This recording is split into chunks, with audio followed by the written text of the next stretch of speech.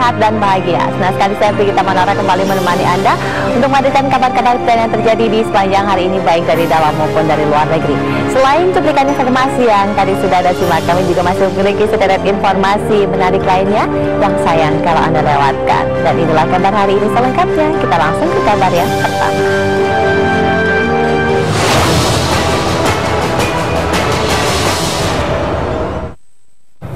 Penyanderaan penumpang angkutan umum di Jakarta Timur semalam mengejutkan banyak orang. Seorang perampok tega menodongkan pisau kepada ibu yang sedang membawa balitanya di angkutan umum.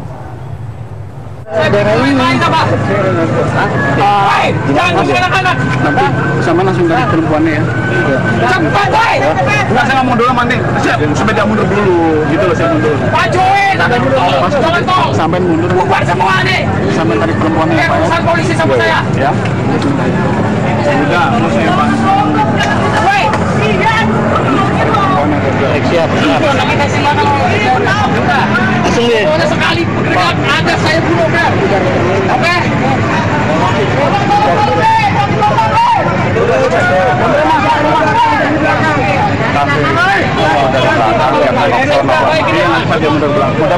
Kamu ngapain? Yuk, saya bantu ya Mas ya. Nggak mau. Saya mau yang sopir. Siap. Ketegangan terjadi saat seorang pria yang masuk ke angkutan kota jurusan Pulau Gebang, Rawamangun tiba-tiba menyandra seorang ibu yang sedang bersama anaknya. Pria tersebut belakangan diketahui bernama Hermawan.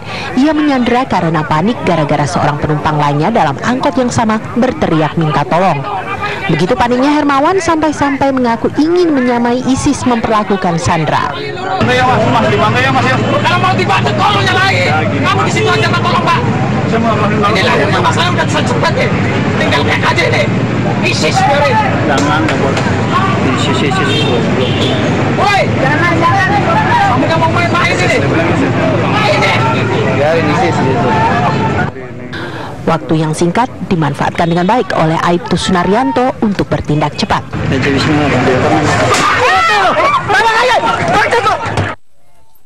Aibtu Sunaryanto yang sempat melakukan negosiasi dengan Hermawan untuk tidak menyakiti sandranya berhasil melumpuhkan pelaku. Ia mendapat apresiasi warga sekitar yang saat itu juga terlihat tak tahu mesti berbuat apa untuk menyelamatkan korban. Hermawan pun langsung digelandang ke Polsub Sektor Buaran yang berada tak jauh dari lokasi kejadian. Hermawan yang menahan rasa sakit karena tembakan Aibtu Sunaryanto mengakui kepanikannya. Ia mengaku sebagai seorang residivis. Kasus terakhir yang membuatnya dipenjara adalah pencurian sepeda motor. Siapa dia? Hermawan. Lu baru keluar dari penjara? Iya. Kasus apaan? Lu nggak tahu bang? Nggak tahu bang? Oh. Lu nikah belum? Belum Pak. Buat apa uangnya? Itu Pak, orang nggak punya duit buat ngontrak buat ini bingung. Jujur kalau tadi buat apa uangnya? Iya, buat apa? Buat main. Main apa? Main itu Pak. Kenapa? Yang kejar. Judi koprok Pak. Gimana ini? Mantap Pak. Yang kejar? Gunung Mantap. Saksi yang juga jadi korban perampokan Hermawan mengisahkan bagaimana aksi Hermawan bisa berakhir dengan penyanderaan. Lagi naik angkot, saya berdua sama Sandra, saya minta HP saya kasih. Terus tiba-tiba dia mau ngambil barang-barang saya semua. Ibu disandranya dari mana ke mana? Enggak, yang disandra itu ibu-ibu itu dulu yang pakai kerudungan yang gendong anak. Kan dia gini pisaunya tuh. Terus dia minta HP saya kasih. Saya keluarin katanya dompetnya semuanya gitu. Terus saya bilang, lu udah punya HP gua, dijual juga itu udah HP-nya mahal. Saya bilang gitu sama dia, udah jangan banyak ngomong, kata cepet keluarin. Lu ngambil barang gua semua, bunuh gua. Saya bilang gitu. Dia berapa orang? Sendiri? Sendiri. Saya bilang bunuh gua, bunuh. Saya bilang gitu. Jadi jatuh tajamnya apa Bu? Saya jatuh tajam. Iya, pisau gitu. Kenapa udah saya lari dari angkot. Jika Isnawati berhasil lari dari angkutan umum, tak demikian Risma Oktaviani yang sedang menggendong putranya. Risma jadi sasaran empuk bagi Hermawan yang terpojok dan panik mendengar teriakan Isnawati. Tentunya tak hanya Hermawan yang mendengar teriakan tersebut. Warga sekitar langsung mengelilingi angkot dan membuat Hermawan kian ketakutan dan nyaris membunuh Risma dan putranya. Risma yang terluka akibat perbuatan Hermawan dibawa ke Rumah Sakit Polri Kramat Jati, Jakarta Timur. Sementara putranya dirujuk ke Rumah Sakit Persahabatan. Balita tersebut mengalami luka tusukan namun beruntung tak parah. Pasien juga sebelumnya sudah dilakukan pemeriksaan ronsen di rumah sakit yang sebelumnya. Setelah dibandingkan tampak bahwa tidak ada kelainan di dalam rongga dada, artinya luka tajam itu tidak menembus rongga dada. Jadi sebatas dinding dada.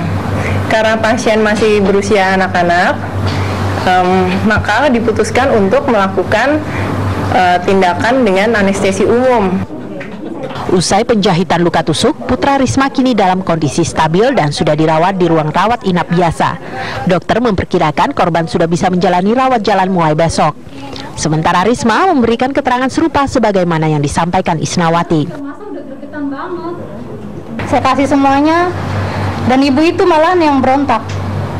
Ibu itu kasih HP tapi dia nggak mau ngasih uang, karena dia bilang, lu jual HP gua aja, lu udah cukup banyak uang, kata dia gitu. Terus ibu itu juga turun, tolong ada rampok, kata dia gitu. Kasus ini sekarang ditangani Polsek Durensawit. Angkot di mana penyanderaan terjadi disita. Begitu pula dengan barang hasil jarahan Hermawan dan pisau yang digunakan Hermawan untuk menyakiti sandranya. Sementara itu, Hermawan saat ini masih dirawat di Rumah Sakit Polri Kramat Jati. Tim TV One mengabarkan. Di program Kabar Petang tadi, Risma Oktaviani menceritakan situasi penyanderaan semalam. Ia berkisah tentang ketakutannya, terutama mengenai buah hatinya.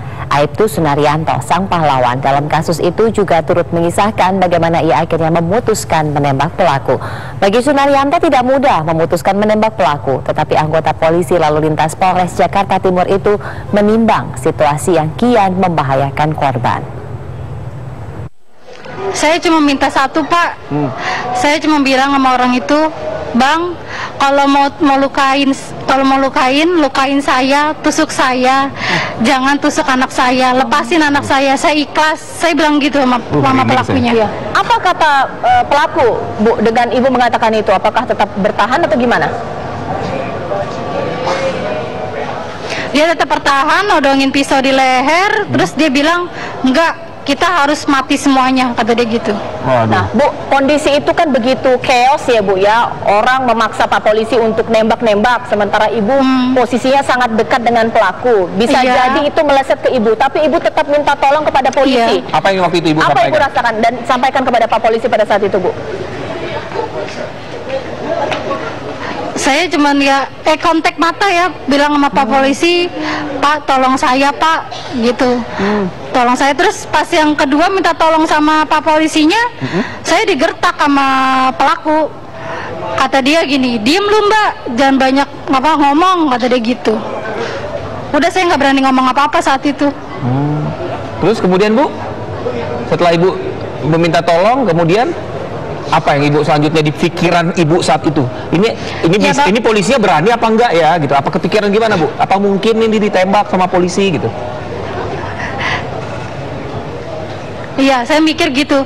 Pasti pelaku ini akan ditembak karena saya tahu Pak Polisi itu kayaknya emang bawa senjata. Ibu soalnya yakin? saya ngeliat kayaknya dari sisi kanannya dia emang udah ada senjata. Saya yakin. Yakin Bu ya. Bu, ini kan tadi Ibu bilang mukjizat nih Bu ya.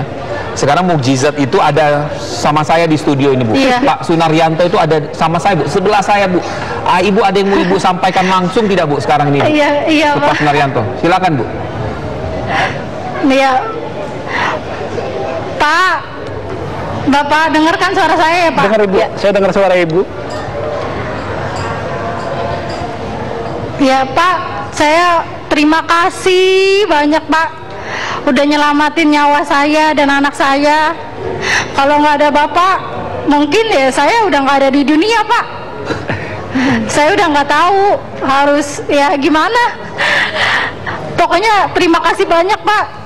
Bener-bener pertolongan Allah itu nyata banget melalui tangan Bapak. Sama-sama. Semoga Bapak diangkat derajatnya sama Allah. Amin.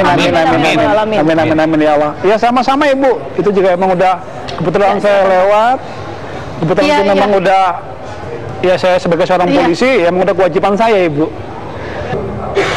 Ya itu Mbak, saya bilang tadi awalnya kan karena negosiasi ini semakin lama hampir setengah jam kayaknya alot, berjalan alot ya kan, kelihatannya juga mas pelakunya ini benar-benar kalap sampai teriak-teriak mas saya cepat kalau enggak ini. Akhirnya saya pikir tenang mas, saya nggak tahu supir angkotnya kemana, saya bilang posisi gitu nggak tahu supir angkotnya kemana, tapi saya pikir dah akhirnya saya koordinasi sama masyarakat warga situ agar menjauh kan. Akhirnya wah orang udah pada ayo Pak sikat Pak, aduh tenang. Akhirnya pas udah posisi benar-benar clear udah saya pikirkan bukan saya lillahi ta'ala, baik buruknya saya pikirkan.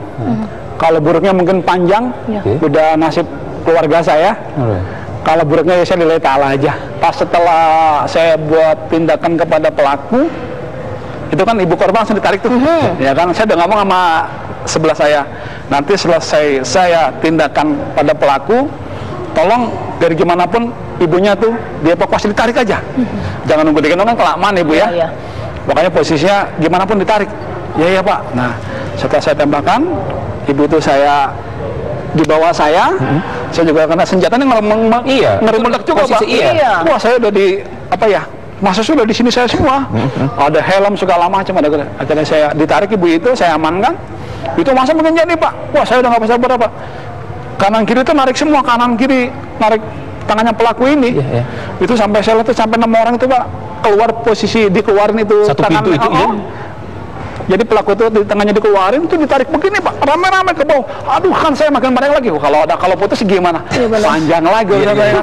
Akhirnya mau ngapa ya? Bisa tuh, Bapak, jangan. Percaya mas. Akhirnya ditutup, udah saya tutup. Tinggal sebelah kiri, narik juga Pak. Aduh. Akhirnya saya tutup itu saya sampai mungkin karena saya juga nggak tahu ya Pak ya, itu saya sampai nggak ada, benar-benar ya nggak ada tenaga sama sekali, udah pasnya saya injek dia, udah kamu diem, kalau kamu nggak diem pasti kamu habis, kamu diem. Itu udah masuk apa, udah saya ada pasrah Pak, udahlah. Akhirnya dibantu sama yang lain, udah aman Pak akhirnya. Seorang perempuan di Cina menjadi korban pencurian, tetapi korban beruntung karena si pencuri tidak paham jalan sehingga tidak tahu kemana jalan kabur dan mana kantor polisi.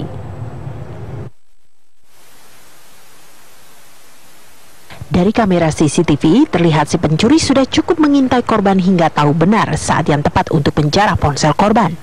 Korban yang sedang asyik mengutak-atik ponselnya terkejut dan mencoba mengejar pelaku. Namun korban terjatuh.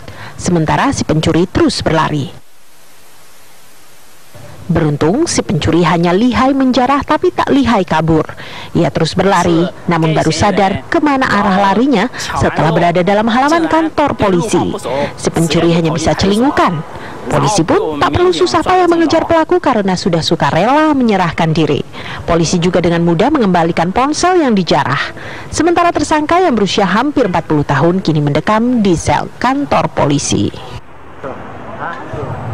Ini peringatan bagi Anda, hati-hati ketika menggunakan telepon seluler di jalanan karena kejahatan itu bisa terjadi kalau ada kesempatan dan niat dari pelakunya. Dan pemirsa, usai jeda saya akan hadirkan informasi